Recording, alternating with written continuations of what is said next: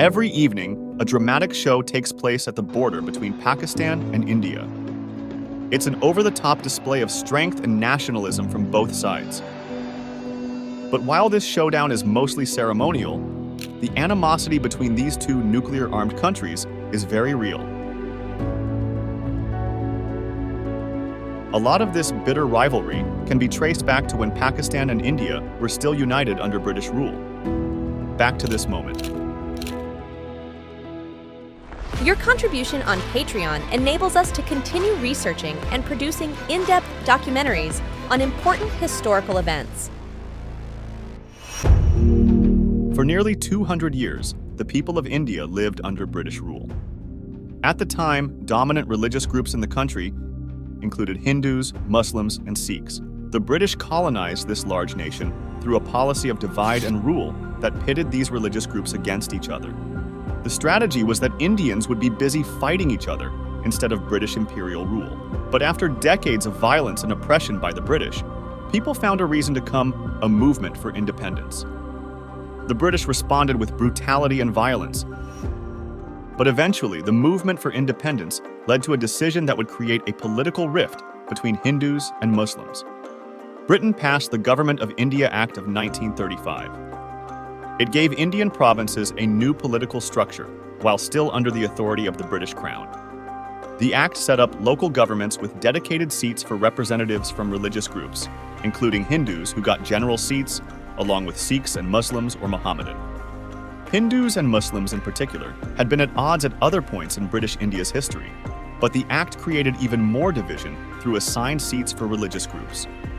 It was all part of the British divide and rule strategy. In the resulting elections, a Hindu majority party called the Indian National Congress was led by Jawaharlal Nehru. Another party, the All India Muslim League, was led by Muhammad Ali Jinnah. Nehru and Congress won over 700 legislative seats, while Jinnah and the Muslim League only won 106. The majority of Muslims voted for other smaller parties, rather than aligning with a national political identity. Without majority representation in the new governments, Jinnah worried that the Muslim population was increasingly vulnerable to oppression by Hindu leadership. And his fears weren't entirely unfounded. Violence against Muslims had broken out in some parts of the country. Jinnah expressed his concerns in a speech to the Muslim League. "We are now, therefore, very apprehensive and can trust nobody."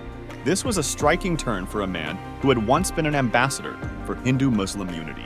Just 20 years earlier, Jinnah dismissed the concern that Muslims could become a minority in what might become a Hindu state, as a bogey put before you by your enemies to frighten you from cooperation with Hindus. But by 1945, especially after the defeat in elections, he shifted focus. Jinnah called for an independent nation of Pakistan, in which Muslims would be in the majority. He warned a united India meant slavery for Muslims. Muslims insisted on their demand for their own separate state and complete independence from the Hindu majority. This time, Muslims rallied around Jinnah's new focus on Pakistan and his call for direct action, where he asked for Muslims to strike and to show unity in their demand for an independent state. But a rally in Calcutta, which was home to both Hindus and Muslims, turned violent. Thousands of people died in what is known as the Great Calcutta Killings of 1946. In this atmosphere of civil unrest, Britain announced their withdrawal from India, and it fell to this man, Lord Mountbatten, the Viceroy of India, to broker a deal between Nehru and Jinnah and to organize Britain's exit from India. It was at this moment that these men agreed to the partition of India along religious lines. Jinnah would get Pakistan, the new nation that he believed would protect Muslims from oppression. Nehru, fearing more religious violence in India, agreed to the plan. He agrees to the partition of colonial India into two separate religious states. Pakistan, with 100 million Muslims, is created as a counterpart to India with 300 million Hindus. A British lawyer named Cyril Radcliffe, who had never been to India, was given less than 40 days to draw up the new borders based on outdated maps and census data. Radcliffe kept the region with the Muslim League's political base in India, instead of including it within Pakistan's borders. And his borders left most economic centers like Delhi, Bombay, and Calcutta within India, leaving the future Pakistan at an economic disadvantage. To make matters worse, the British unexpectedly moved the date of their exit up by 10 months. They said it was important to get the two countries launched and on their way, because the longer you keep them hanging about, the greater the difficulties that arise. But behind the scenes, Britain had been battered in the Second World War and no longer had the resources to continue its control over India, and so Britain rushed out of India and finally gave them independence, which meant that this moment, one that was supposed to ease the tensions between Muslims and Hindus, was actually a botched handover of power.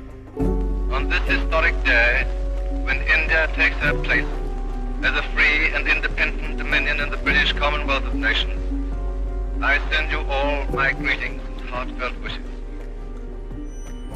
Millions of Indians, led by Prime Minister Nehru, celebrated the independence of this great nation.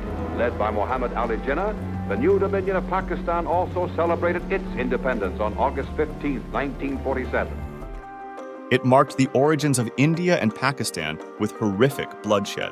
The partition of India led to violent riots and mass migration along the newly created borders.